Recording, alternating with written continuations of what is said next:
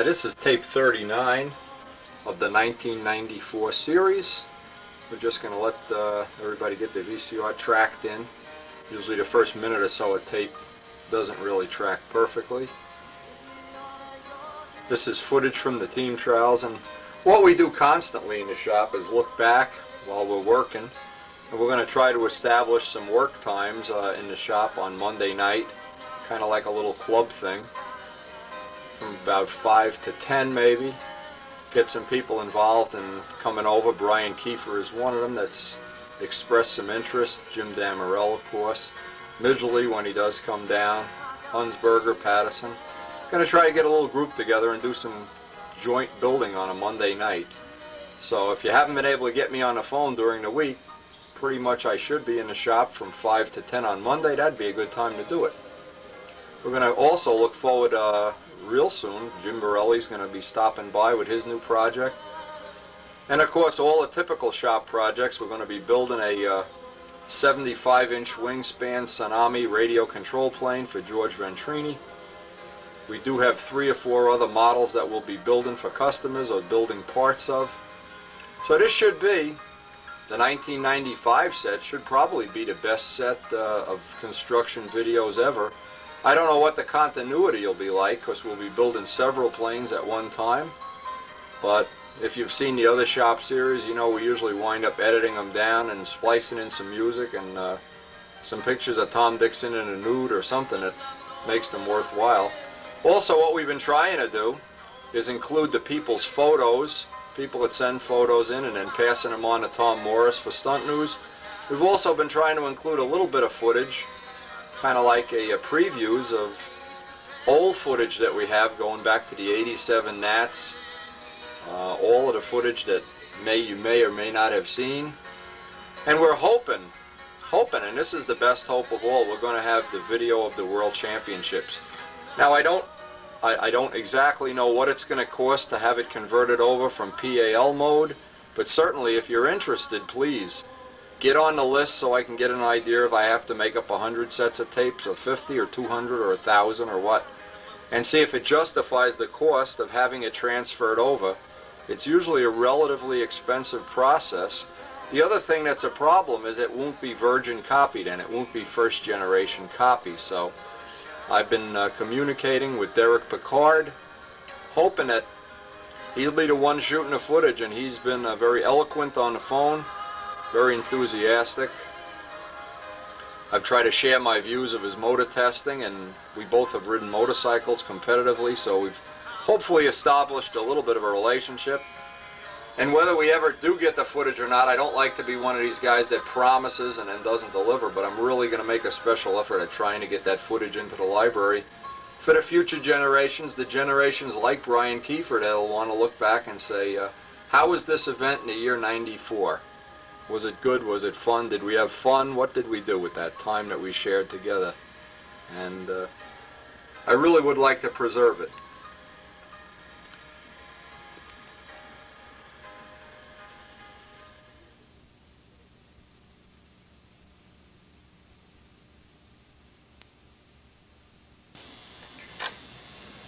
Now I planned on starting this video off, but we're going to have a few days delay, as you probably, I don't know if you can see this, I had a little lawnmower accident, burned myself pretty good, and rather than be working in the shop for the next couple days, I'm going to just be resting this hand up. It's got a really nasty burn on it.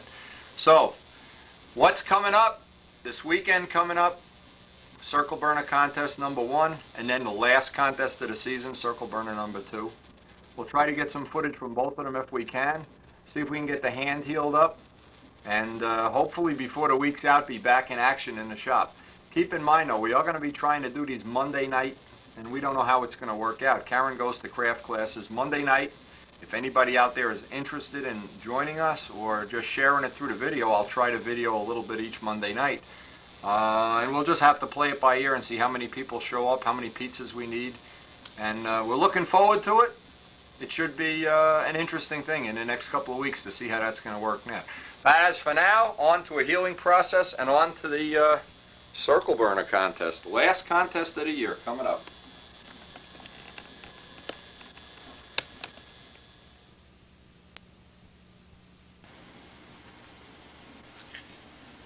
Now, while I'm in wounded duck mode here with my hand all bandaged up, one of the things I think it's important right now, we're at the end of the flying season.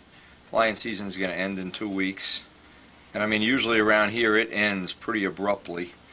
We really don't have a whole lot left we want to fool around with here. A couple of more test flights maybe, and that'll end our season. We get to the end of this season every year. But right now, because I'm, let's just say wounded is the good word, what I'm going to try to do is in the spare time that I have, and I have an hour today, I can't really go out and dig in a garden or do anything with George cement-wise. I want to try to make parts up for a kit. Now, one of the things that I like to do if I have spare time toward the end of the season, I can make up the crutch. Now, no matter what plane I decide to build, the crutch is always a part that will remain constant. The other thing I like to do, if I possibly can, is cut the doublers. And in no special order. These are just things you can kind of get a kit together while you're waiting for the building season to start. The doublers. Fuse sides. Now, no matter what ship, even if this comes out to be a Strega, a Tsunami, actually if it comes out to be whatever, these are parts that are going to go into, and they're constant. We don't change the crutch on every airplane, we don't change the doublers, we don't change the sides. I also ordered from Scott Smith a foam tail. Now what I could do in this interim time while I'm waiting, and Midgley has already done it, he's sheeted his wing and tail. I can get the foam tail sheeted. I'm not going to use a foam wing, I'm going to use a built-up wing. Joe Adamusco is going to provide me with a set of ribs, PM ribs. He made up an extra set, so when they arrive in the mail I can start working on them. It's almost impossible to get sea grain wood here, so being Joe contributed a set, I'm going to graciously accept them. These are just things, what you can do, and this is great little technology. This seems like the kind of thing that wouldn't matter at all, but believe me, it matters. Now, the reason it matters is you also can get your material. All the controls. I can put the lead outs on the bell crank, get all the horns made, the arrow shafts. Now this doesn't sound like, you would be thinking, that's a basic idea, nothing high-tech there. This is something every single person is guilty of, is you get to a point in building, Mike Rogers just called me yesterday, I ran out of silver dope, I need dope. There's another person, not to be named because it's embarrassing, has the wing ready to go and doesn't have the controls. Can't sheet the middle of the wing because he doesn't have the controls. Well, damn it, order this stuff a little bit ahead of time. So while we're at the, not even at the end of the flying season, I'm already getting my kit put together, my crutch, my doublers, sides, foam tail, ribs, material, at least 2 gallons of light coat, the silver. You know, no matter what plane you build, you're going to use that. You can make up the controls. Get the bell crank, get the lead outs on, get the arrow shafts made, get the horns all soldered, bushed, and all little bearings on them. You can get all of this stuff ready. If you're going to use a fuse gear at wheel pants, you can do the wheel pants. And no matter what you do, you can get this all ready to go. So when building season comes, let me just make this simple. Building season.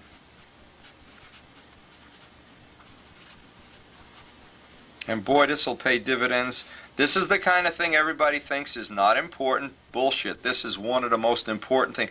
This is one of the reasons I'm able to crank out the amount of building in a winter season and still work on my house, renovate a house, watch a few football games, and spend a lot of time helping other people and not really, you know, have a negative impact on my old program because I have things ready.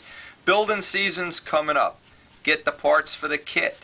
Get the wood, get the dope, get the tissue,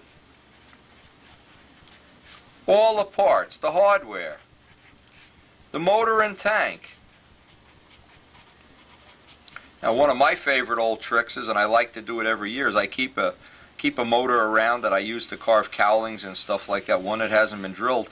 But then in the beginning of the season, take one right out of one of the planes that's got the tank shim right, all the bolts and everything right, the right glow plug in it, and just pop it right in. ready to go. Springtime comes, bingo. Now you know we'll be building a Super Tiger 60 plane, and there's one final thought here before we get into the next part of the video. Final thought. You make up a crutch. You just put, and we've done this so many times on video, I'm not going to bother doing this again. This is just redundant of redundant. You put the 1/2 inch wood between the mounts with the grain going this way. And you wind up with a motor spacing that basically this dimension here, a Super Tiger 60 fits in. Even if you're not going to use it, if you're going to use a 51, build a crutch, build everything around a Super Tiger 60. Now, every other motor, 51, 46, 40, Stalker, everything will fit into that motor bolt pattern. If you build it, and these mounts are closer together when you build it around, let's say a 51. You build a crutch for a 51. Now you want to retrofit it. Oh, the plane come out a little heavy, you want to put a 60 in. Problem, you wind up with the mounts being gouged out like this, and the bolt holes are here, and it's terrible. Build everything around a Super Tiger 60. This is what's known in drag racing or motorcycle racing as backdoor technology. If everything else fails, you know, even the most untechnical person can get a Super Tiger 60 to work. Also, with the mounts a little bit further apart, the nose is a lot stronger. It's a lot more rigid. So, another thing we're doing this year, and I would suggest everybody that's going to use a Super Tiger 60 do this. We make up the crutch. Again, this has been done on so many videos. If you have to see it, you know, you can borrow the video or steal it or whatever. And you have this crutch. I'm not going to make this too fancy. You have the 1/2 inch wood between the...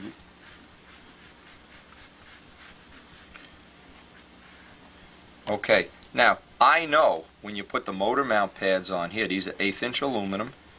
The first, you'll never ever shim the tank lower than the pads. So you can glue side to side grain 1/8 inch wood.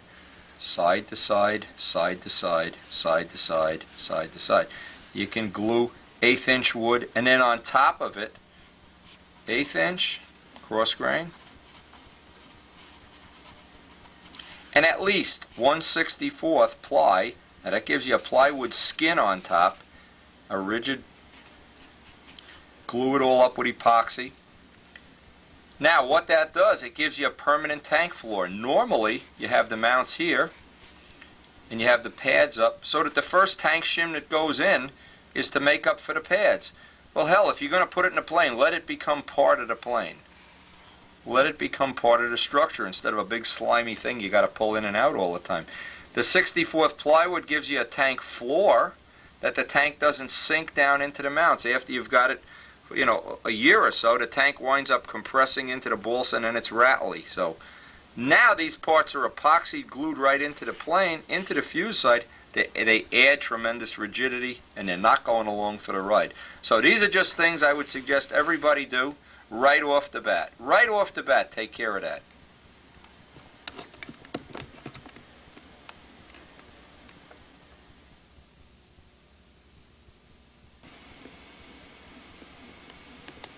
Now here's that crutch already made up, the 64th plywood already glued in place, the first tank shim that brings it up even with this already glued in place, everything rock solid here.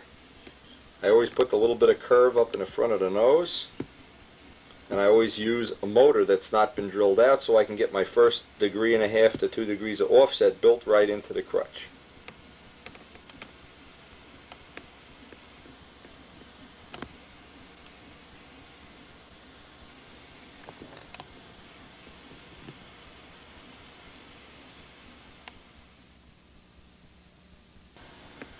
Now depending on how much time we have left today, I'll try to get some other little parts made. But what I'm doing, I'm starting to stockpile parts for my kit. I'm going to make a little kit so when building season actually gets here, I can just go right through this like juice through a goose, man, and get the plane built. No fooling around, no waiting for parts to come in or run out of wood or anything. Get everything ready. You'll be way ahead of the game come the real building season time.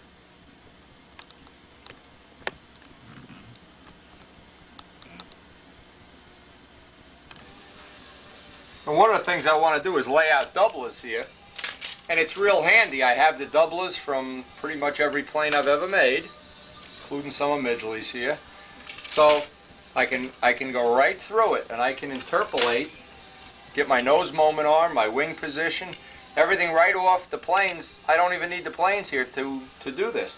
And I can lay out the doublers, and of course I'll make a pattern for this year's plane in the process. But having all the cowl outlines, the exhaust outline, all of the things I need to make doublers, boy, it's a big, at this point in time, it's going to save me a couple hours of plotting this out, drawing plans, drawing drawings, whatnot. And I know I'm making a copy of a plane that hopefully already is trimmed and flies well, and I know where the vertical CG is, so I can interpolate just a little, move the wing up and down just a little, shorten or lengthen the nose. If the plane needed nose weight, I'll shorten the nose 1/4 of an inch. If it needed tail weight, you know, if whatever, I can make those adjustments in the pattern. That's why I save all of these patterns religiously. Good idea. Make a pattern for each plane you have.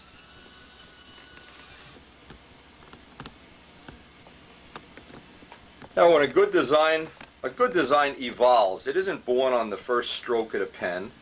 It evolves over a long time, and you can see all the notes we've made on all of these ships, where the vertical CG wound up, variances we've made in the thrust line to wing line relationship. But what's evolved is the plane that I'm going to, hopefully each one's going to get a little bit better, and you would think maybe this year's plane, knowing all this in the past, this would be the best plane of all. Again, we'll find out, but having all this stuff around right now certainly is a big asset. I'm going to plot out the doublers and cut them out next.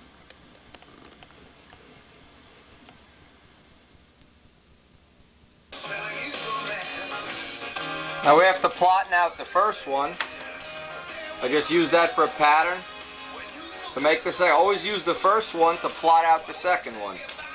And then we'll marry these together and make sure they're exactly mirror images of each other.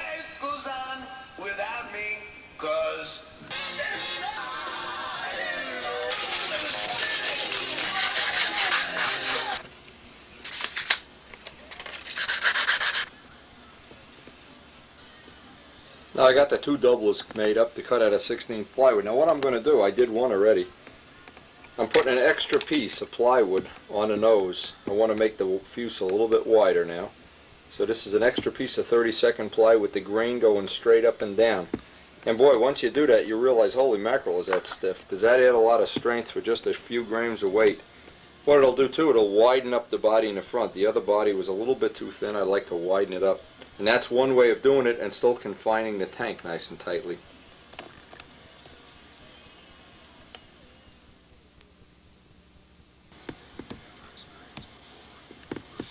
Now see, you can glue this piece. You notice the grain is going this way on the 16th. On this piece, the 32nd, it's going straight up and down, so it should give a lot more torque resistance, and that's definitely the way you want to do it. You'd like to get the grain going straight up and down at this point on the second piece, on the doubler. Let's call it the doubler. Anyway, we'll find out how this works. This one's already done.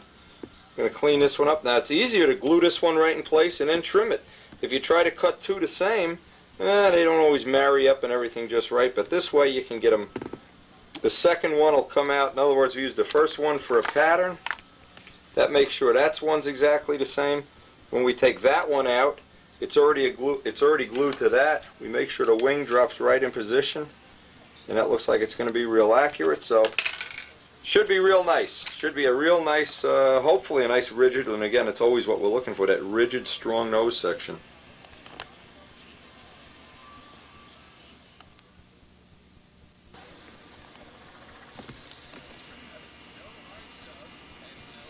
Okay, so that's a nice little chunk of the job done here. Now, one of the next parts we could make up is the fuse sides if we get time later today or tonight. I'm glad I got this much done in one day. This was a nice little chunk of work, and just looking at it here, I think this is going to be a real nice fuselage. It always starts off with a good crutch. Once you have a good crutch, the rest of it just seems to go right in order, boy. Thanks to Big Jim Greenaway for all this technology. That is the best way I've ever seen to build a body.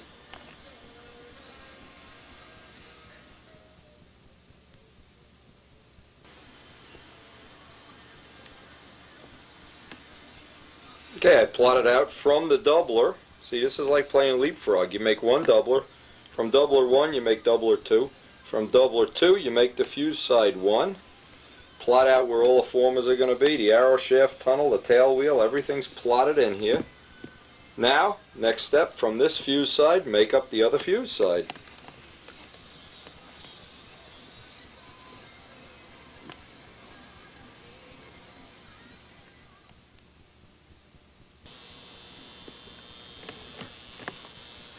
Now we got a nice little start on our kit here. We got the 2 fuse sides. All the formers laid out in the back, and of course we're using 1-inch spacing and 1/16 side-to-side grain formers, just like on Tsunami. The doublers came out real nice, real rigid. So next step, we're going to see if we have time later today. We'll get the doublers joined to the fuse sides. That'll be the next step in our little project plane here. Getting this kit in pieces.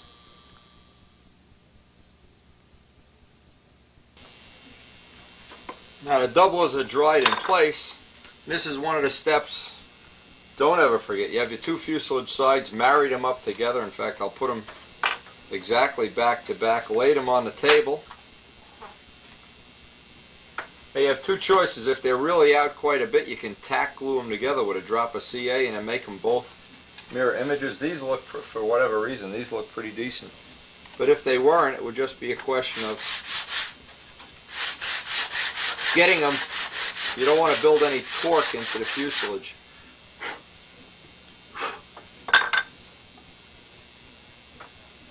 Okay, that was a pretty painless set of fuselage sides to make.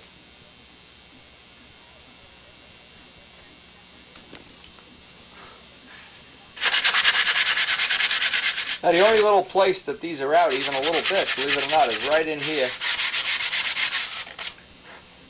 And what I also do is run thin CA. I left the front loose because what I want to do is bend it around a crutch when we install the crutch.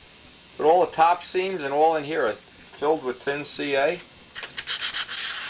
and then just dress off the edges. And most important thing, get them to be a mirror image, complete mirror image.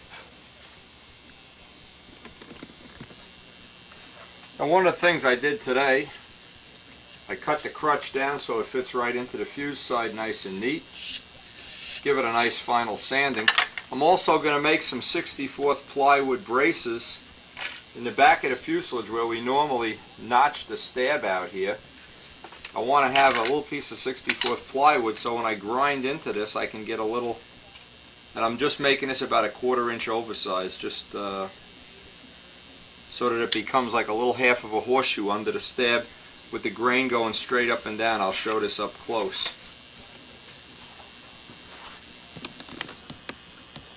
Now I plotted where in the fuselage here the stab piece would go, and I just made it a little bit oversized.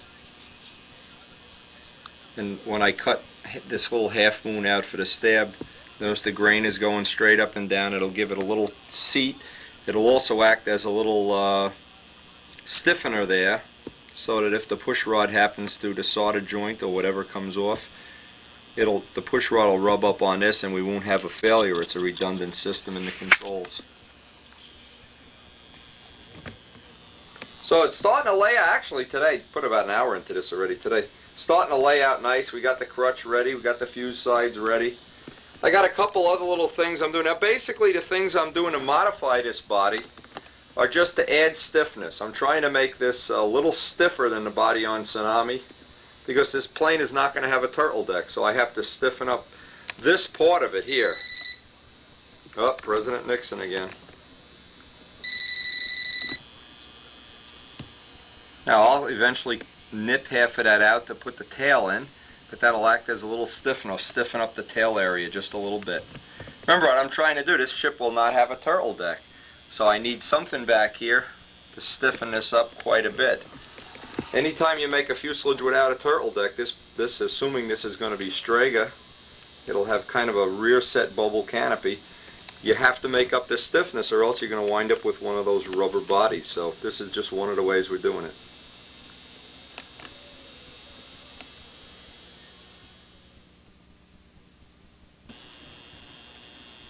Now this is glued in place. Just one other thing that's a big help here is I put a little CA about 1/4 of an inch out onto the raw wood. So we don't transition from hard plywood to soft wood. It kind of like transitions easily. You don't get a stress riser there. That's an important thing to keep in mind. You don't want to have hard plywood and then no plywood. You'd like to have a transition, and I'm kind of softening this edge. I'll sand this edge down. So, and I'll do the other one off camera, of course, at the other one. But the grain going straight up and down. That's a tremendous good little tip, whatever you want to call it. And I've done that on other planes, and it's stiffened up the tail quite a bit. When I was running a relatively thin body, that's a great idea. It's actually a good idea even if you have a thick body.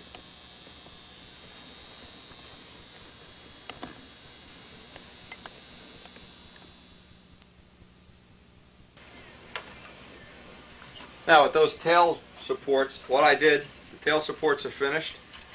I glued one side of this in perfectly straight. Get it CA'd in with slow CA. Epoxy would probably be better, but I really want to get moving today on this. Now you can notice where I ended the curve here of the crutch. What I'm going to do, I'm going to build this up once I get the crutch framed out. I want to build this up with layers of 64th plywood and connect it right into the doublers here with about 3 or 4 layers of 64th plywood. So I've really connected the plywood into the crutch in one piece here. I've got the first piece of 64th in there, and of course this double laminate of doublers ends right there. So that'll be real nice and strong, I hope. Now I just have to line this up on the table, get my alignment this way. And the critical thing, of course, is where's the triangle? Is get the wing in. Nothing else is really as important as getting the wing exactly in straight. Put a mark on it, and then we can tack it in.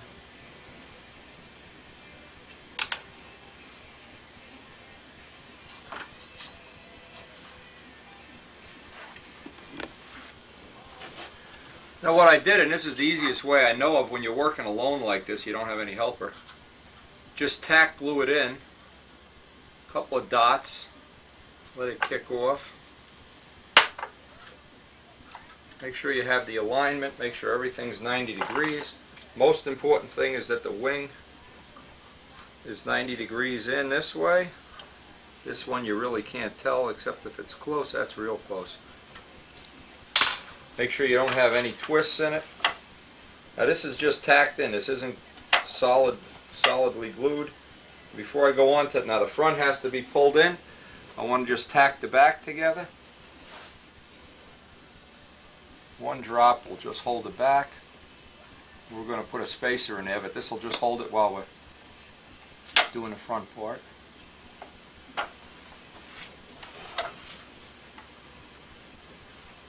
Okay, let that dry and then we'll frame it up. And once you're happy that you have it nice and straight, side it both ways, this is just tack now. Then you can go ahead and just run a permanent bead of CA right along the whole joint. But don't do the permanent joint until you find out if it's straight, because if it's not straight, you can still break it apart. If you have to break it apart, soak it with acetone.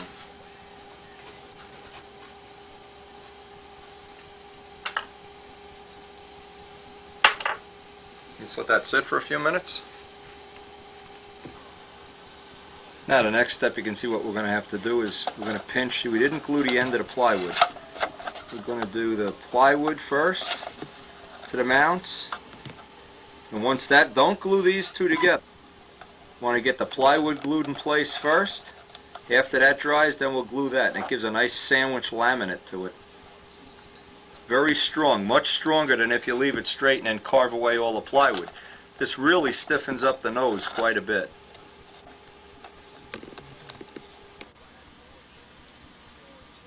Alright, there's one side all glued in, and we're ready to glue the other one, one strip at a time. If you try to glue them all together, it's not a good idea. I like to pull one down and then pull the other one down. Now the way I like to do this pull the first laminate over, first piece of plywood. Make sure you got a nice tight fit. And I'm only going to glue. The glue this way is capillary. It runs right down into the gap between the mounts. Pull the first piece. Now I haven't glued the first piece of plywood over there yet. It takes a second or so to let this kick off. Give it good pressure. This adds a tremendous amount of strength to the nose. Instead of carving into all that plywood and then you always have the little hardwood balsa wood joint that doesn't seal up right, this is really a nice trick. Now see, there's still one. I haven't glued the second one yet. Let me show this on a close-up.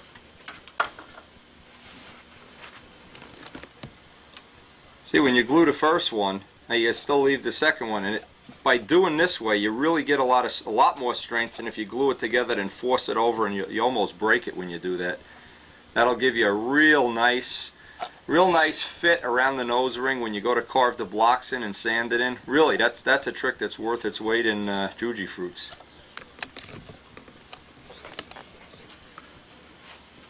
Now, of course, gluing the second piece is just redundant. By doing it in this way, the thin CA goes right down into the joint. You can get both sides glued at once. Press it together, let the extra ooze out, and then seal the edge. In fact, we're going to go around the whole edge now. The whole edge here, all the edges of the plywood, the thin CA, let it seal it up at this point. So now we have nicely laminated plywood with a curve, the right curve. It'll go right into the spinner. And hopefully there'll be very little carving and sanding up there.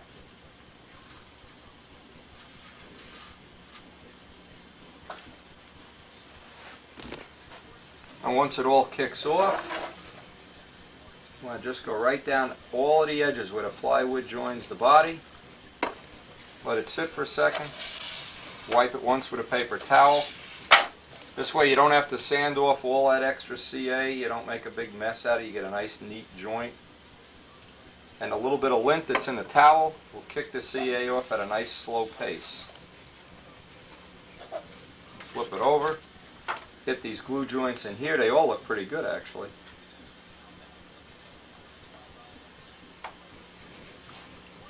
Look around the pads here. We can get some of that in there. And when we install a nose ring, we'll fill in all these little gaps up here. There is a little gap. We'll fill it in when we do the nose ring.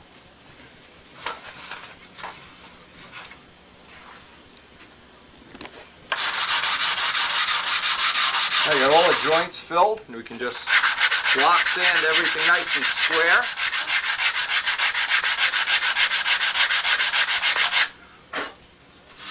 Dress off all the edges.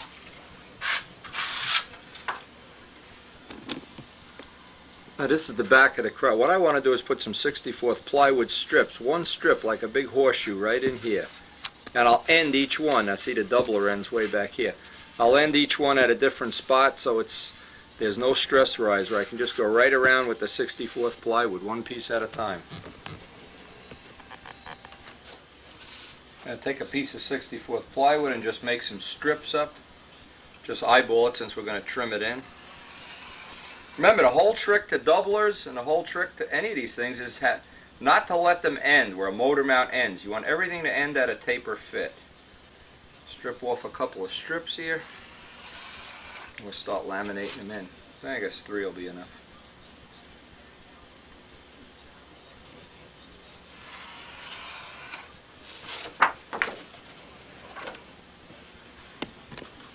Now I'm just making a rough fit how these pieces are going to go in there. I want to cut it ahead of time, of course.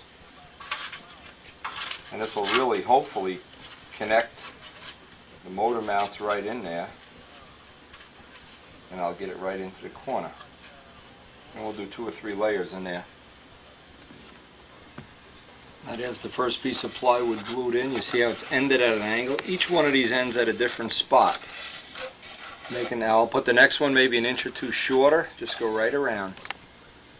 But all ending at a different spot. I don't want to have this where it ends and then motor mount ends and fuse begins. That's where you have a stress riser.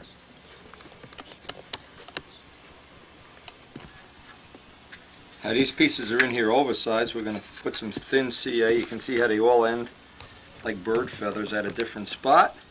And the last thing you do, once this is all glued in, take it into the other room and take the Dremel sanding drum and just drum this right off. Take the extra off the top and clean it all up by hand. And boy, that adds a lot of strength. I'm really impressed how strong it feels even now.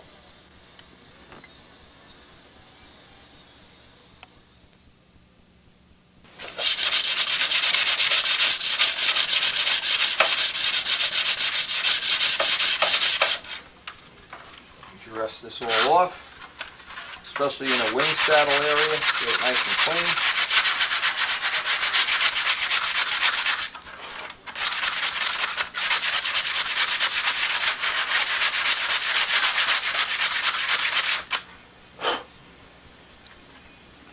Now next thing we want to do is I want to break this tail apart. We had this just temporarily put together anyway. Put the tail post in.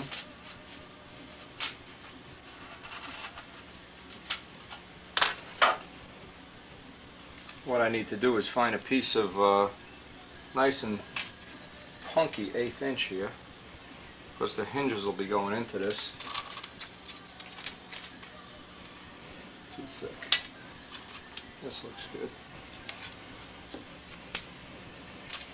Now what the trick here is you got to put a little bit of an angle on one of these sides so that you get a nice joint. Otherwise it just catches on a point and you don't get a nice taper in the body.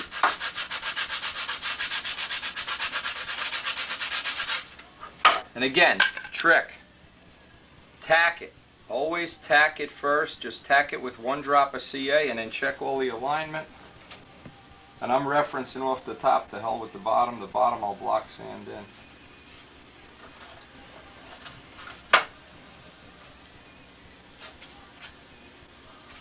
And then we'll sand this nice and square at the end.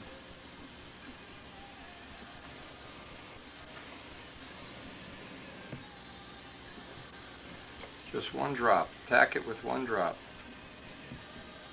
And check all the alignment before you go on to the next step.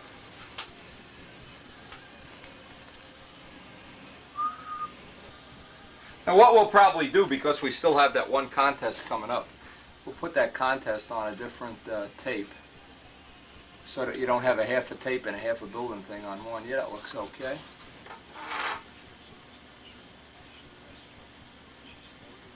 Okay, now the next critical thing, let's get this glued up just a little bit better.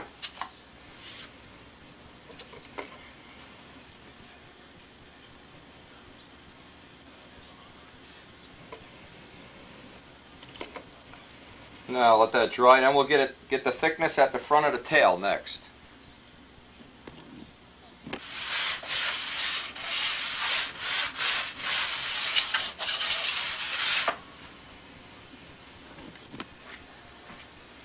Now because of the way we're making this fuselage, the next step is going to be to get the former that goes right in front of the fuse, and I want the fuselage to be 1 3/8 inches at that point.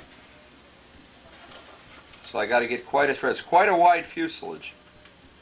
Now I'm going to get some 16th. I don't have any C grain, so cheap old Midgley wouldn't give me any. I'm going to get some C grain and start cutting up some formers. The grain always goes side to side.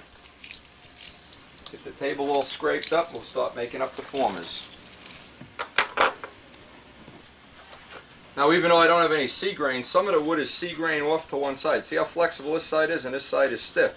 So I'm going to use this edge of this. Now because of the way we laid out the formers, it's a real, this one side is C here, one side is A. I'll use that side.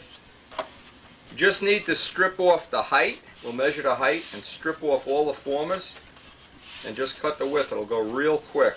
Okay, we got 4 pieces. Actually, I don't think we'll need more than 1. What we need to do is measure the height. All the formers are exactly the same height, which is 2 inches. So we're just going to strip off 2 inches of wood. And you'd be amazed how quick you can make up, I don't think there's 18 formers or 20 of there, or how many. Just strip off 2 inches of wood. fact, since this is 4-inch wood, we'll probably get a, well, we only want to use the stiff side. Now, if you had C-grain 16th, this would, you know, be the time to use it, or call Midgley and say, listen, you cheapo, send down some 16th. Give the man my best years of my life, and he keeps all the C-grain up there. Anyway, grain goes side to side. You get the one in between the tail so that the body is 1 3/8 right in front of the stab. Now, with the 90-degree triangle, all we need to do is just trace the first one out. We could work off of one end. We can make one up 1 1/8. Okay, it's a good 90-degree cut. And if it's 1 1/8, it'll give us exactly 1 3/8 inside the body in one shot. Good time for a new razor.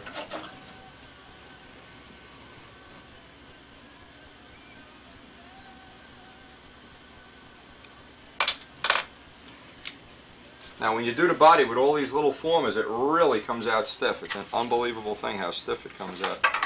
You want to look, this is why we mark them all up ahead of time, for the one right in front of the tail. Drop that one in. We'll see if we have too much of a curve, maybe we won't be able to get a full 1 3/8. Yeah, it looks pretty good. Look at it both ways. Looks real good. Make sure you write on the lines. We plotted out all the former locations. You would think with all these formers it would be a big pain in the ass to do this. Not really. It goes together real quick. And you can go right through this now. Now what I like to do is put in every other one, or every third one, and then keep the curve. Don't try to start at, this is a good trick, don't start at one end and work your way up. What happens, you get a big wiggle in it. Put about every third or fourth one in, and then drop every, in fact we'll put every fourth one in. Let's see how, yeah, every other one. Anyway, randomly, and keep the curve, and then just drop into ones. They're all perfect 90 degrees. You can just slice them off with the tri-square now. This is the only critical one. You really don't want to have the body any thinner than 1 3/8 right here. This is the front of the stab. Okay, perfect. So what we'll do is we'll pick one up. Let's pick one up behind the wing next, and then one about in the middle, and then just start working our way toward the middle. Just fill in between. Now we'd like to get the one right behind the wing.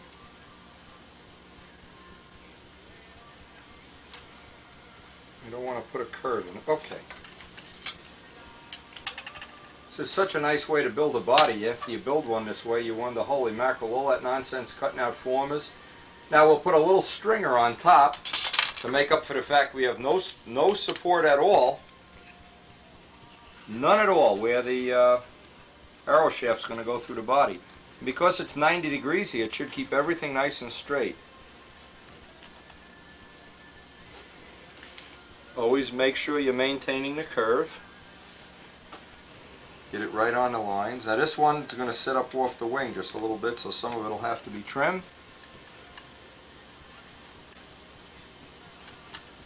If in doubt, tack it in with one drop and take a look at it from both sides.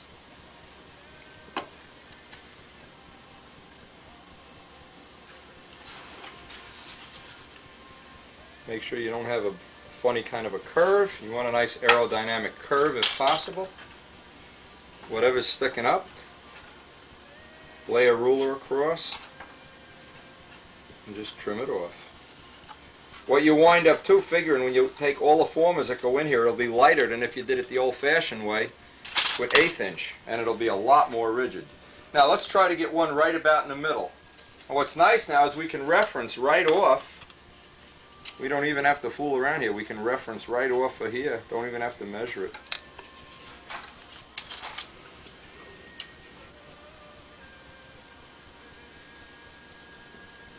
And you're nice, you can make any fuselage shape here. You get a nice curve in it.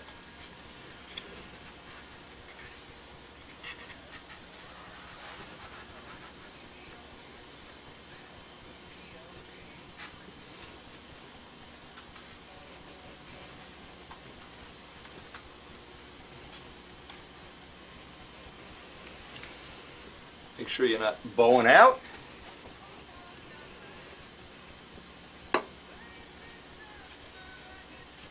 Maintain 90 degrees and go right off the lines.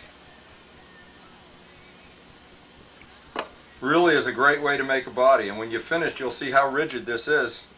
With 16th formers, it's 4 times more rigid than if you use 1/8 inch. It's because of the spacing. Where you're gaining is because the spacing, closer you get to formers, the more torque resistance you have.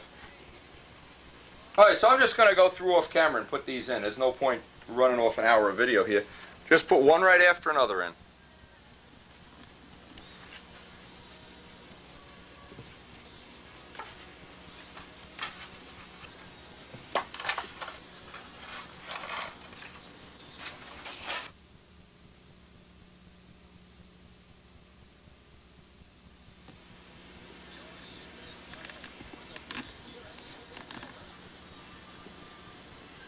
Now here you can see we got every other one in, pretty much every other.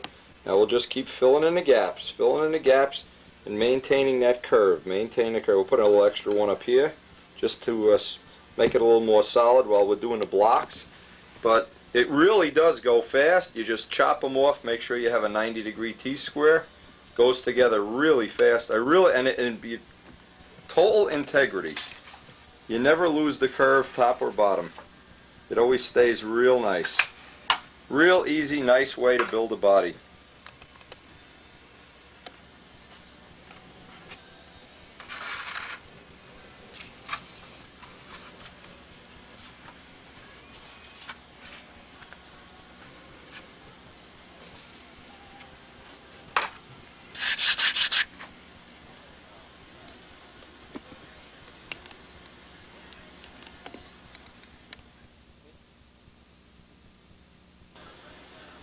Now the last part of our project, we ran a little stringer right across the top of the body, right from where the motor mounts end, and we'll make a triangle shape. We'll sliver that off camera. And that's about it. That fuselage went together just about as quick and straight and fast. We'll clean up the table. That's it for today. Gotta go to work. Time to go.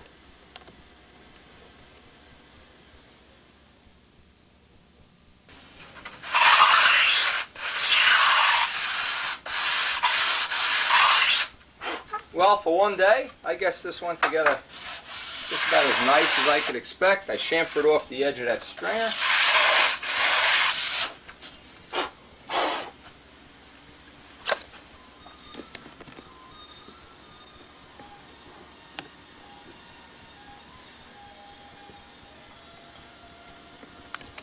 And that's it for today. Oh man, table's clean. I love to clean a table at the end of the day. Look at my handiwork, take a deep breath here and say, hey, got something accomplished today. Really feel good about it. And it's coming out nice for a change. Anyway, see you tomorrow after work.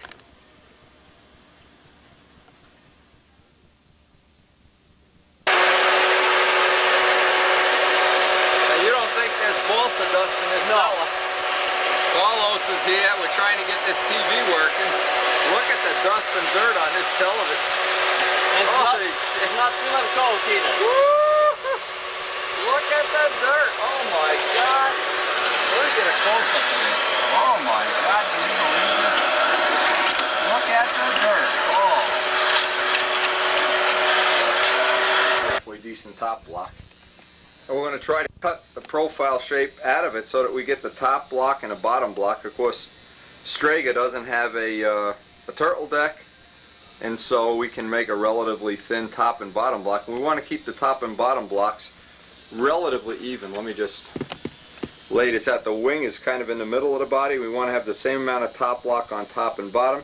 We also want to get that all-important taper, and we want about 3/4 of an inch. We used to use a 1/2 inch, and after having a long talk with Jim, he said put a little more taper in the bottom of the body. We're going to try that. So we're going to taper it from 1/4 inch to 1 inch. And then of course we'll be ready to carve the kind of top block will follow the normal shape. Try to emulate the shape of Strega's top anyway.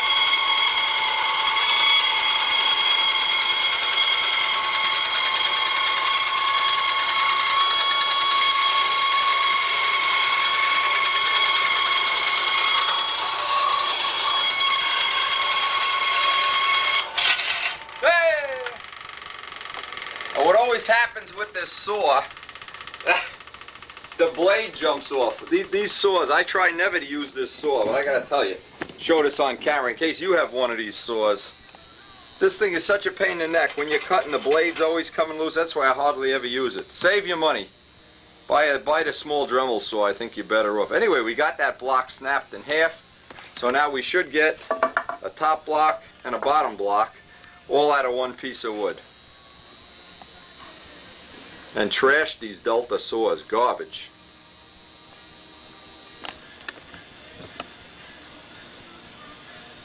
Now I got the block's rough cut anyway. Now what I'm doing, I'm tracing out, and I can do this luckily with the good saw.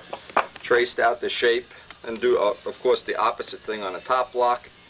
Trace out the sides and lop off all the extra wood on the sides, and then I'll reverse it and do the same thing on the top block.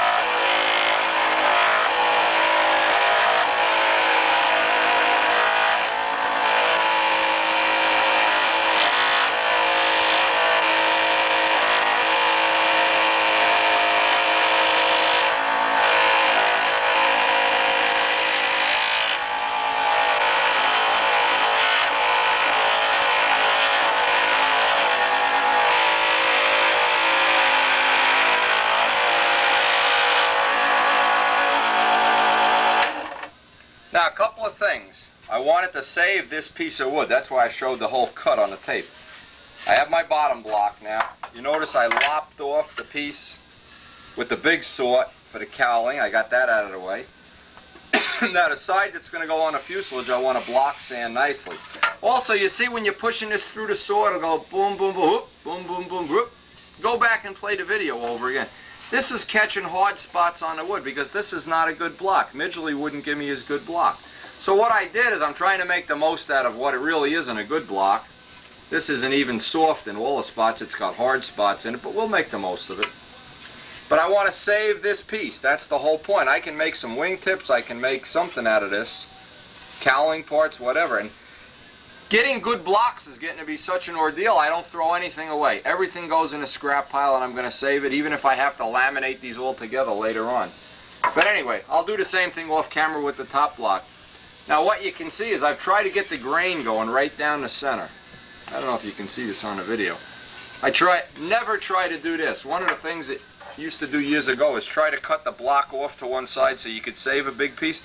And then the block always has the grain running the wrong way. I try to cut this with the grain. The grain was off just a little bit to this side, so that's a good tip that can save you a little bit of aggravation or a little bit of work or whatever. Alright, I'll do the top block off camera and we'll be ready to tack this guy up. Now, before I attach the fuselage to the bottom block, and of course I've already done top block's already cut out. Take some 80 grit paper. This is a real good trick, by the way. Just take a block and some 80 grit or 100 grit or whatever. Level out the bottom and leave the dust in place. The reason is the dust will kick off the CA. Get a nice dot, whatever you want to call it. Couple dots of CA.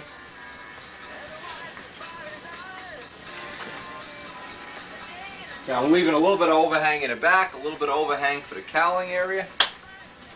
Let's see if the CA is going to be in a good mood today. Oh yeah. And just a couple of dots, tack it in place.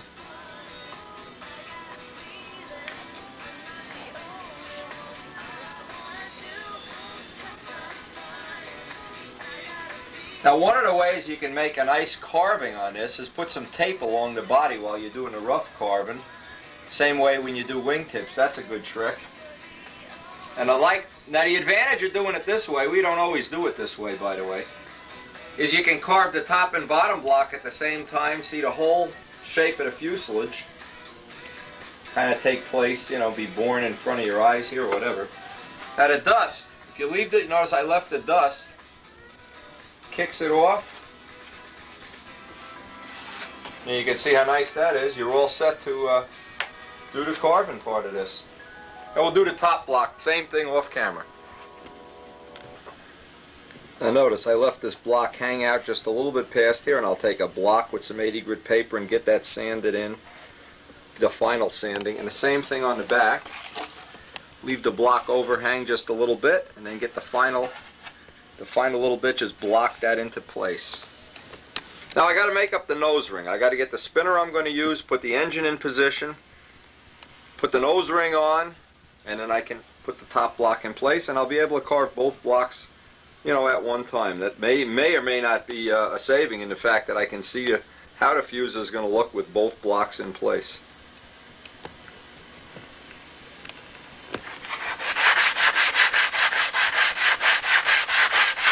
Now you can get a nice fit right up against the back. And we'll repeat the same thing. Repeat the same thing with the cowl fit.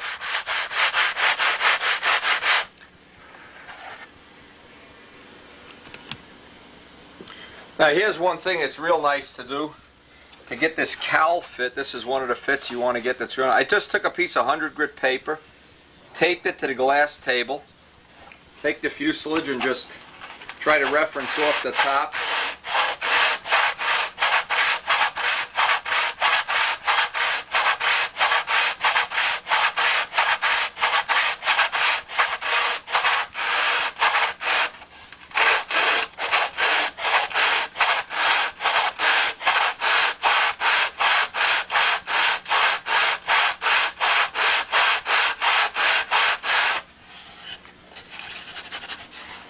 You can see that gives you just about a perfect fit in one very nice easy stroke. No extra effort there. Now if you really want to be, we're going to line this with 64th plywood anyway. If you really want to be fancy, you could take another 100 piece, take a 220 and a 320 and get a final nice fit on that. But right now we don't need it. Just roughing it up is going to be good enough. Now the last thing on the bottom blocks, I'm going to take some striping tape, just lay it up on the wood so while I'm carving it I don't let the knife go running into the fuse side, gouge it up.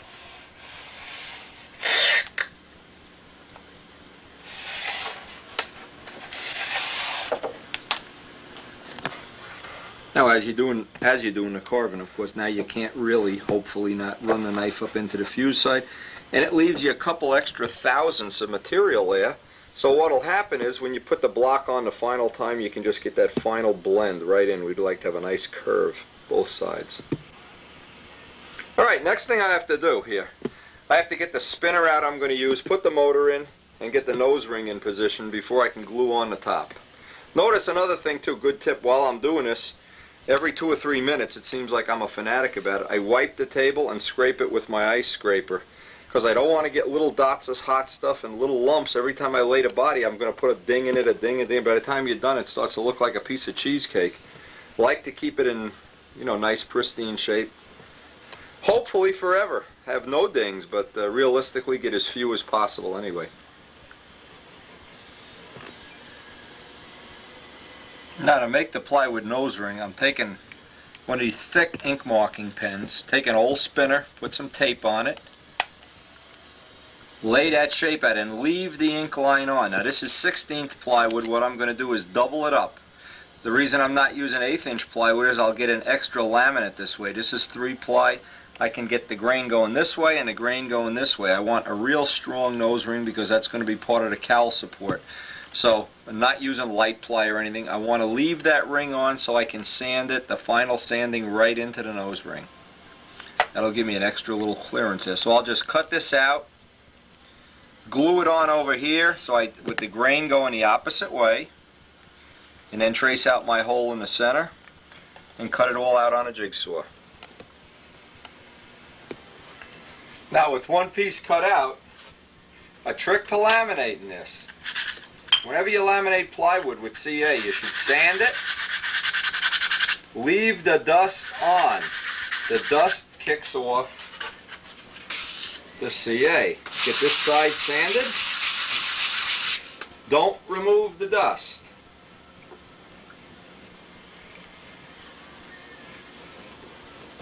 You want to get the grain, cross grain. Okay. The dust will help kick that off. Now we have it doubled up, it's good and strong. Now we can just cut this right out on a jigsaw and we'll have an 1/8 inch 6 ply plywood nose ring. Now you can see we have the grain going in one direction and then the other piece it's going the opposite direction. Now the next thing I like to do is make sure this matches the back of the spinner, because this is going to be the part we actually use this as part of carving the top block. Just a little bit oversized is fine because you want to get that angle in. You don't want to have it come down like that. That looks real good. Now I just use a CA bottle to trace out the inner cut, get it all nice and smooth. We'll get the motor in position.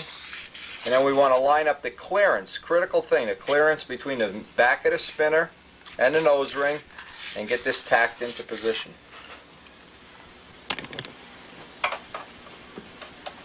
Now when you put the engine in, you want to make sure you have the offset. Now we got the 2 degrees built in here when we made the crutch. You want to make sure that you're using an engine that doesn't have the holes over drilled so much that you can't get the right offset.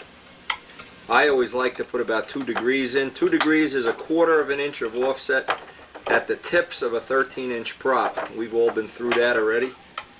Get this bolted in, get the spinner on. Now the trick is get that little plywood back plate on before you put the spinner on. Make sure that's nice and tight. It's got the offset built in. Okay. You want to put this on first. Make sure you have it. Now I want to put the spinner on. Just get a rough fit where we stand here. Have to ream out the back plate. This is a back plate, has not been reamed out yet. Okay. And I can see we have plenty of clearance here, so that's no problem at all.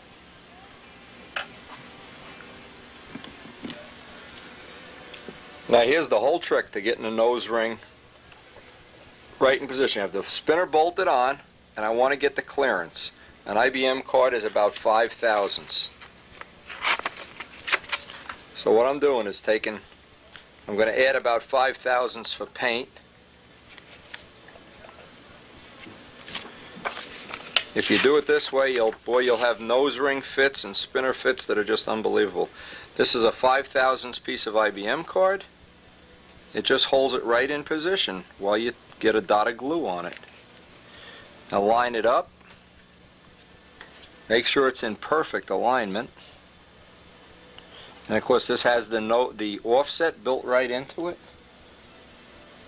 The IBM cards hold it in position, and you know you have 10 thousandths of clearance there. Once you have it, tack glue it right in place with some thin CA and let it kick off.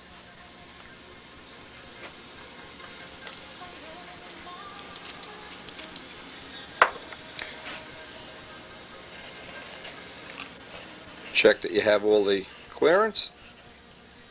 Now we're going to build up a little fillet of hardwood in the back here because I really want a lot of support on that nose ring. So I'm going to build up from the back. I'll build this up now with some little pieces of scrap. I'll do that off camera just to get a better support fit. Now we got to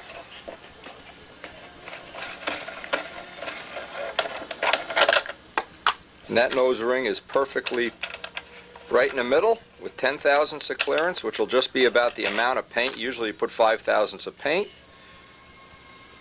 Doesn't get a lot easier than that.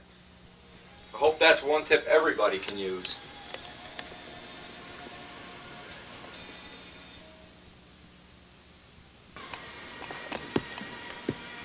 Now see, I want to build up, connect the motor mounts to the nose ring here in such a way. I'll take some little pieces of 16 plywood or anything hard, even a little piece of motor mount. I just don't want to have a stress rising corner there. I want to have a little bit of a radius. And that is so nice how that nose ring goes on there. Now we can get the top block sanded and get that attached, hollow out a little bit for the motor here. It'll be a real precision job as far as getting a nice spinner fit on there, and that is a real easy thing to do. Here's the little pieces of hardwood I was talking about. If you don't have hardwood, you can use a piece of motor mount or some rock hard balsa. You want to connect, again we're connecting. Connect the nose ring to the mounts. This adds a lot of torque rigidity. And because we're going to use the nose ring to support the cowl like we did on Tsunami, we want that nice and solid. Just make some little scrap pieces and blend them right in with a little sandpaper.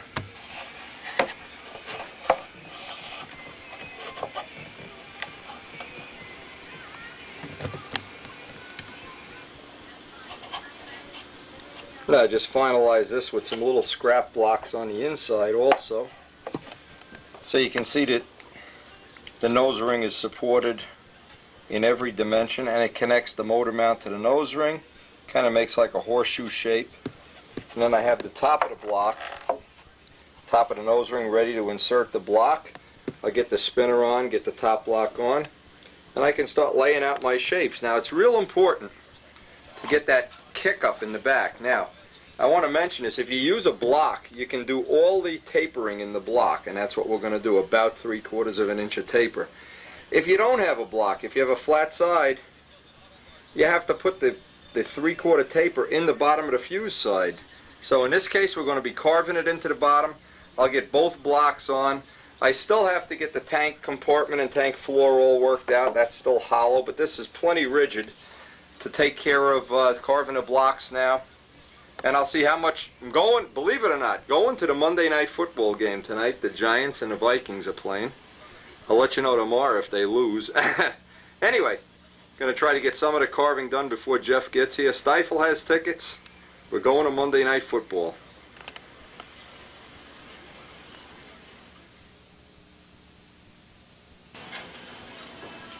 Now the way I like to do this is I like to do this with the motor already in place and the spinner on.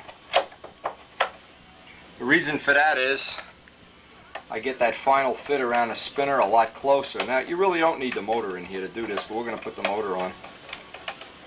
I'm going to tack that top block on and actually start hacking away until we get ready to get out of here for the football game. But here's another good point to make, and this is one thing that I like to remember all the time.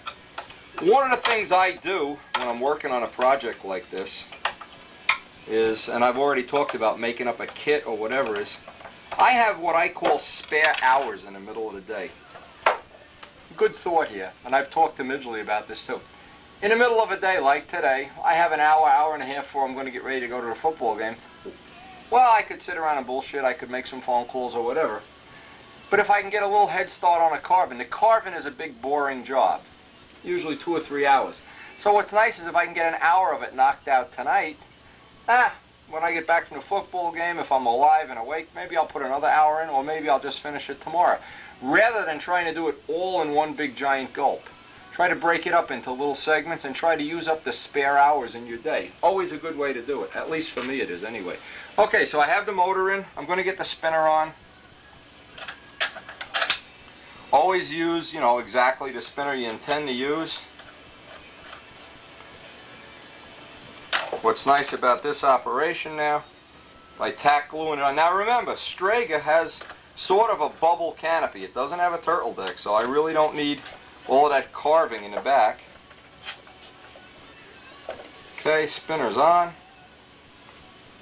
And we can just get this. Oh, I have to hollow this out in the back. I did a little hollow in here. I may have to do some more before I can get, no, I guess not. Get that block tacked on. Turn it upside down.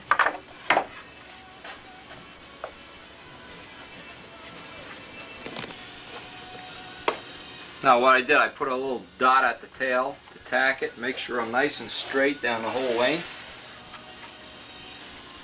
Press down on one side and we just start tacking away.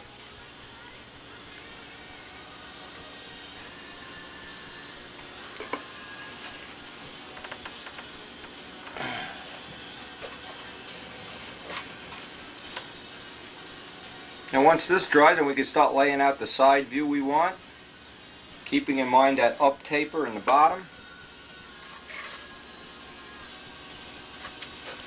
Now the idea of having both blocks on here at the same time, if you're going to do a double block, the idea is that it keeps the body rigid while you're doing the carving. You don't tend to squeeze it or break it or any other things that can be a pain in the neck when you're going to do the final carving in this.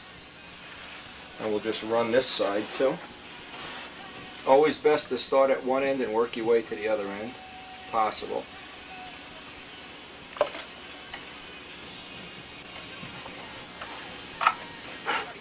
Remember, when you sand the block, leave the dust on. The dust will just kick this off. You won't have to be bothered with kicker and breathing in all that junk.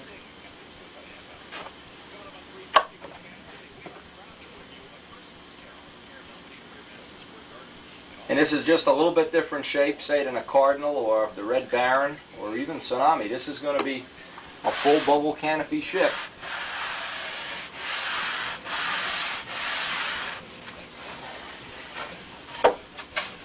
Okay, then I always run my hand down to see if I have any soft spots that I missed. No?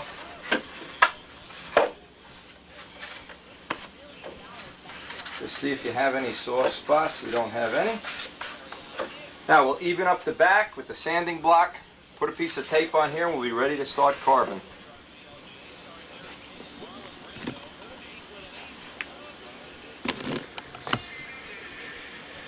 Now we just laid out roughly the amount we have to lop off here. We'll try to just lop this off. And we put in our taper on the bottom. So these are just big giant amounts we can lop right off as soon as possible. And then we're going to start putting in as many of the curves as we can into this. Get as much of it carved out here. But those are just big square areas we can take right off before we even start.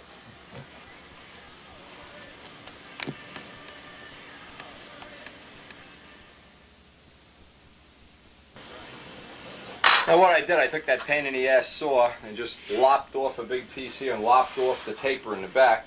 And what I'm trying to do is get a feel for what the look is going to be here, the look that I'd like. So I'm going to just start rough carving. Again, I don't have a lot of time, but what I try to do is start at the corners, and I won't put a whole lot of this on video. You've seen this many times before on the other videos. Just get a lot of the material away so you can start getting a final feel for just what this top block's going to look like. Just start getting some of it out of the way. You know, you can always start with the corners. I have the tape down the edges here. You can lay it sideways if you like. And it's always better to take a lot of little slices out than big gouges. If you get used to taking little, just skinning off little amounts here, it'll go faster than you think. I don't know how much I'm going to get done tonight, but I'll pick this up probably on tomorrow. Tomorrow or the next day, I'll get some tape on this. But as of right now, I'd just like to get this finished. Get as much of this off as we can.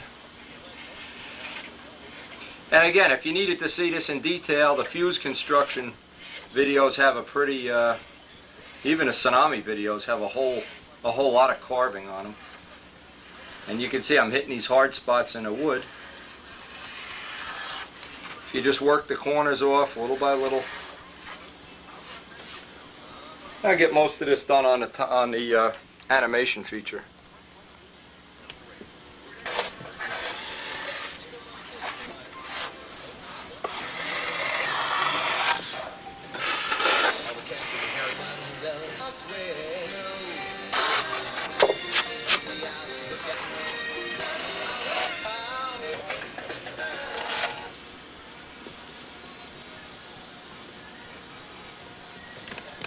Now I got just half. One side is, you know, still squared off. The other side is coming in with rough cuts. And I'm just going to rough cut this in. And I'll do a bunch of...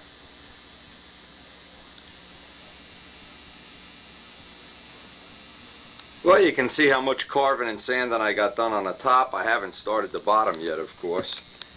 But I'm really looking forward to going down to the Giants game and seeing them kick the Vikings' ass. Ba ba ba ba ba, rah rah rah rah, you know the whole bullshit thing. Anyway, it's a freezing, actually it's a freezing cold night. I think Jeff and I are going to freeze our ass off down there. Anyway, we'll let you know how the game turned out. We'll be back in the shop tomorrow morning.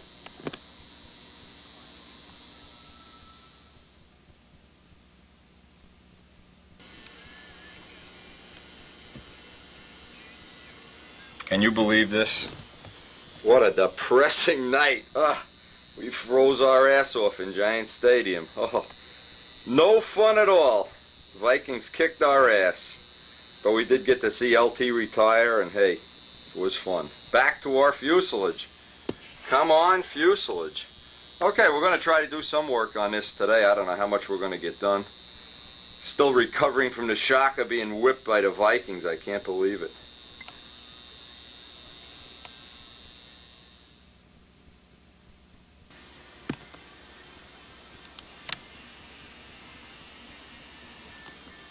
Alright, the next step on this is we're going to flip this guy over here. And I don't know how much time we're going to get to work on him today. We're going to try to lop off the same as we did on the top. Lop off some of the bottom block. Get the bottom block at least roughly put into shape. And then look around and see if we're happy with the shape.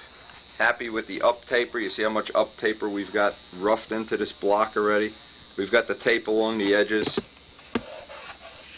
Actually, the top, what I did is, just before we went to the football game last night, I took this outside, took my big sanding block, and did a lot of sanding on it to try to get a nice smooth contour. I want to try to, again, I'm trying to get that nice a shape similar to Strega, because this is going to have a bubble canopy.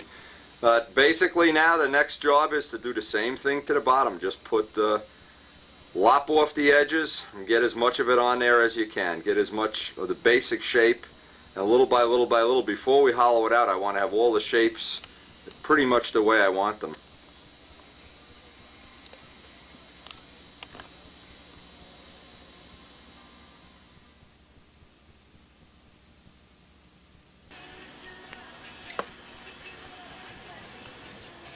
Now this is this is one of those sessions I'm always talking about. I have a couple hours before I go over to work with George on the concrete.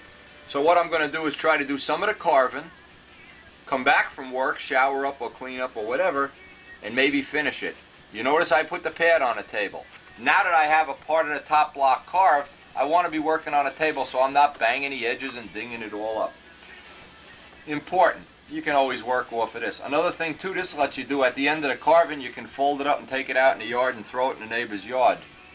Well, not my neighbors anyway, being they're all in a mafia. Anyway, I'm going to start rough carving this block up, and I'll do this on the animation feature, it's easier. But keep in mind, what's important, I have the top end. Now this is a nice solid thing to work on. When you just have a top block on here, and I've done that many times, you've looked back at the videos, you're always squeezing the bottom and breaking it and crushing it, and so having both blocks on at once really gives me an advantage. I have something to hold here. I sanded this nose ring in last night. I didn't really get a good fit. It's not as good a fit as I'd like, and I'm going to finalize that later. But I'm going to start with this block, and again, because it's not a particularly good block, I really have to go slow. Keep the tape on there. In fact, get that tape over there. And I'm just going to start on the corners. It's pretty easy. I want to watch this area up here to keep the curve I want. Always start a block with a new blade and then just start hacking it out. And we'll do a lot of this on the animation feature. That kind of condenses time a little bit. But it's always a lot easier on a block this size or a set of blocks. Get an hour of carving in, go do something else. Get another hour, go do something else. Mow your grass or, you know, do something. If you try to do it all in one sitting, and I've tried to do that, boy oh boy, it really gets tedious. You start rushing it. It gets boring. You don't enjoy it. It's always a lot better. I can see how many rough spots there are in this block. That Midgley, I'll tell you, he needs an ass whipping. He needs the Vikings to come up there. They steal parcels from us, and they give us the Vikings. Anyway, we'll do a lot of this off camera. We're going to come back to this, and we hope tonight, after a couple hours of working outside, get some sun and air, I'll be able to put in a good session tonight on this too.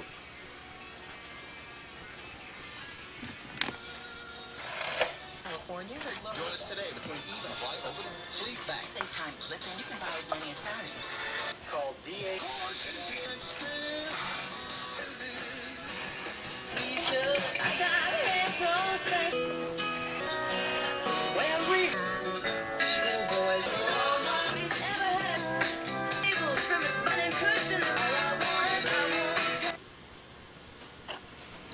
Alright, we got one side rough carved. Now what I usually do is clean all the crap off the table before I start the other side.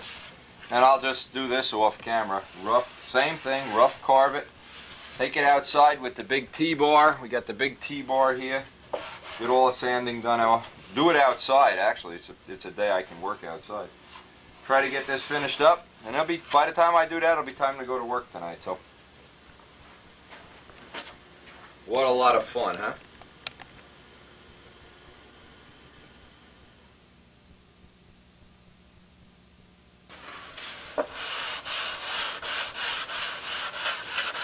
And tonight I'm just going to finish up this sanding.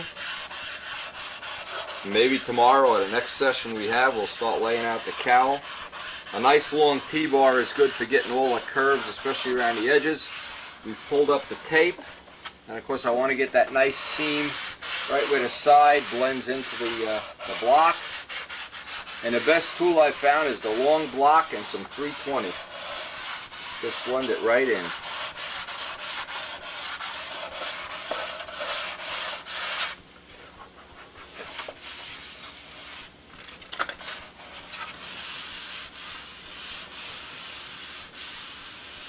This looks like it's going to be real nice.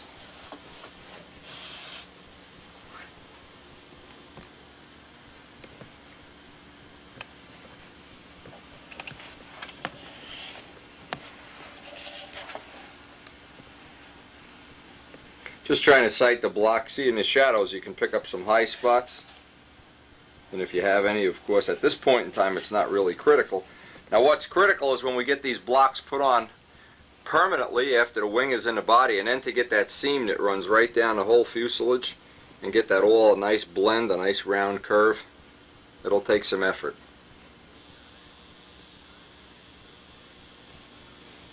Now today we want to carve up the cowl, so the first thing I did, I went through my box of scrap wood. You don't necessarily need a good piece of wood for a cowling, because you carve almost all of it away. And this is kind of a maybe an 8-pound block or something I was saving for wingtips. And what I'm going to do, I'll do it off camera, is I have to get this angle sanded right in, so it's exactly the right angle that it fits up against the nose ring. See, it doesn't really fit in that well now.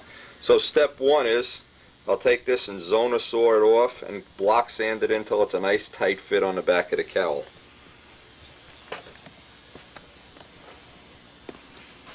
Now remember, we have those sanding belts glued to the table, and I'm just taking a little bit off at a time until I get a real nice fit.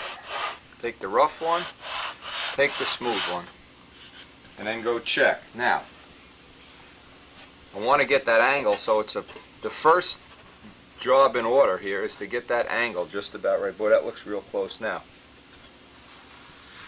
But the sanding block glued to the table is a real big asset. Trying to figure out how to get that angle just right.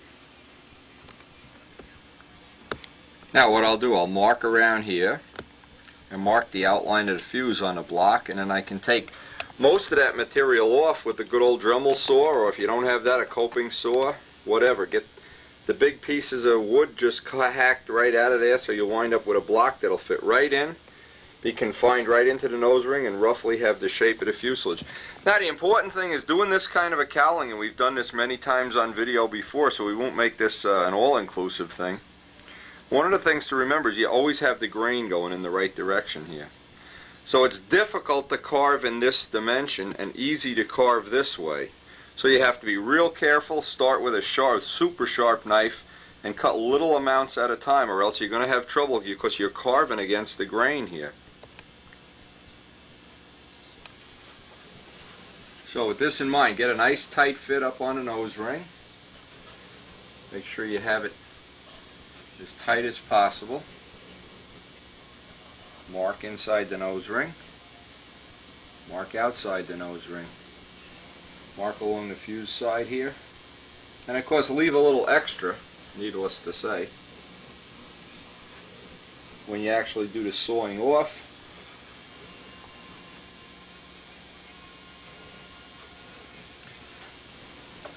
Now you have a little indication of where that's going to be.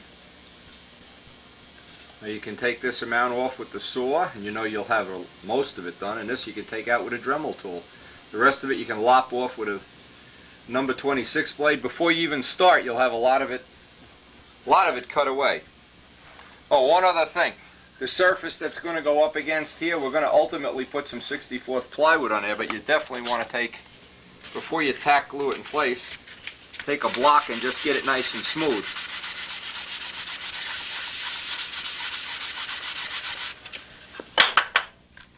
What that gives you is that nice joint so that the 64th plywood will fit right, a nice tight joint.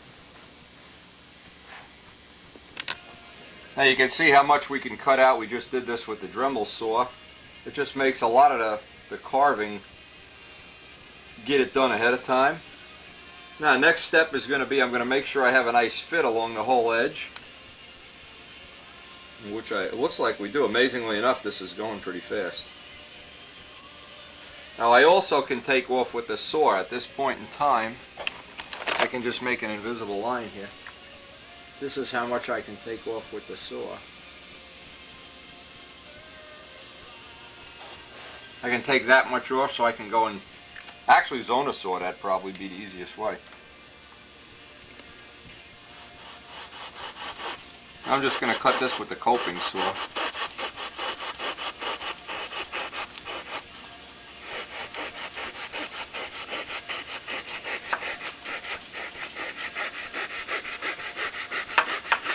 The idea is to get off all the big amounts of material before you actually start carving. It just makes the carving go a lot faster.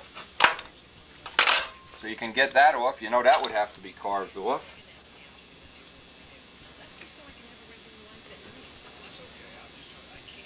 Okay, and then the corners we'll just take off after we tack glue it in place.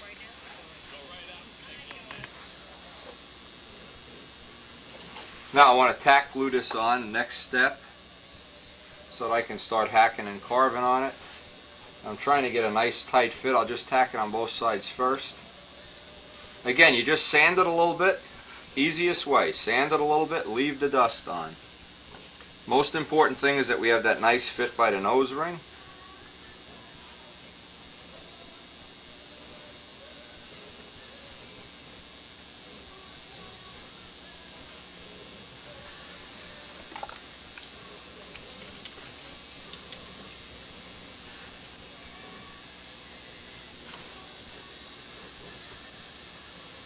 Okay, now of course get a nice new number 11 blade and just start removing material.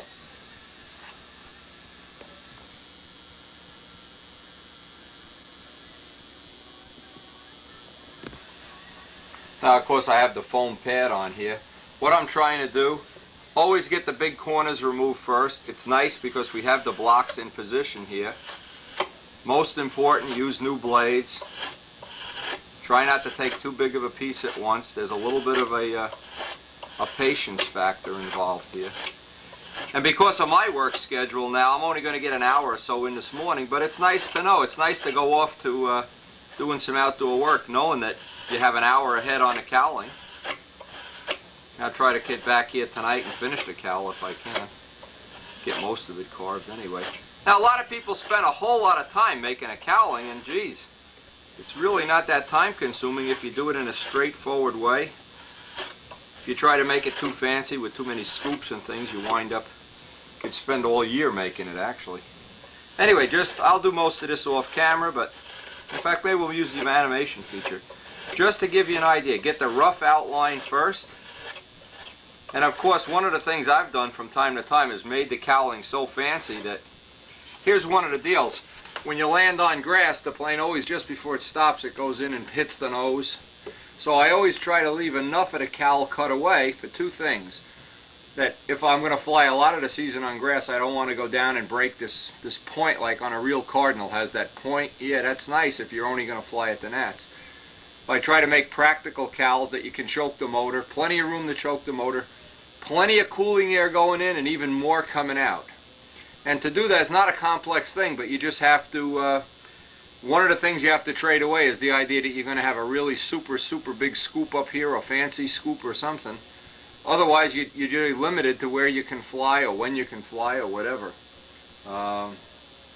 With that in mind, I'm going to keep this cowl as small and simple as, again, make the cowl as small as possible. Small is always better than big. And I'll do this with the animation for you, just see how much I can get done before we actually have to run off to work today.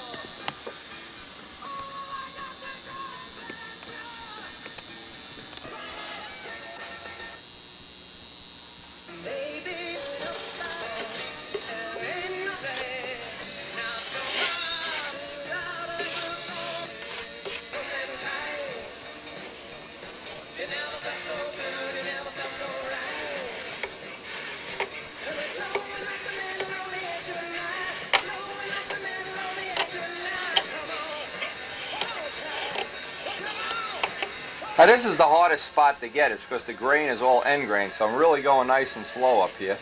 This is all going to get cut away anyway.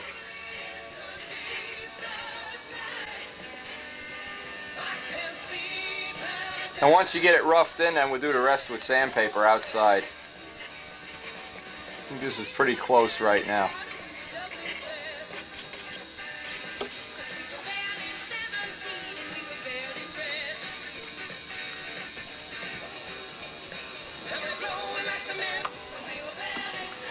Now you may think it's kind of an unimportant thing to just keep the table clean, but at this point you don't. All these little things are going to cause dings in the block, and you're going to have to fill them with spackle and stuff. So from this point on, I get kind of fussy about keeping the table clean, keeping the foam clean. Don't leave tools on the foam. It's an important part of keeping the cowl and the blocks in nice shape. Now you can see the point at which we stopped radius, and the plywood starts to come through the corners. What we're going to do behind the nose ring is put a little bit of a lip in here once we cut the hole for the motor. And then of course we're going to try to line the edge with 64th plywood so we get that really perfect cowl fit. But for right now, that's about all we're going to get done. It's time to go to work. We're going to clean up here and get our buns over to the cement mixer. Hope we get now, it's important to, hey, my work schedule is really crazy now, so I've been trying to work on this a little bit in the morning, a little bit at night, a little bit in the morning, a little bit at night. And I'm finding that I'm getting an awful lot done. Just have an extra cup of coffee so I can stay up later at night. An extra cup of coffee in the morning, and I'm actually getting a lot done in a time that I normally wouldn't get much done at all.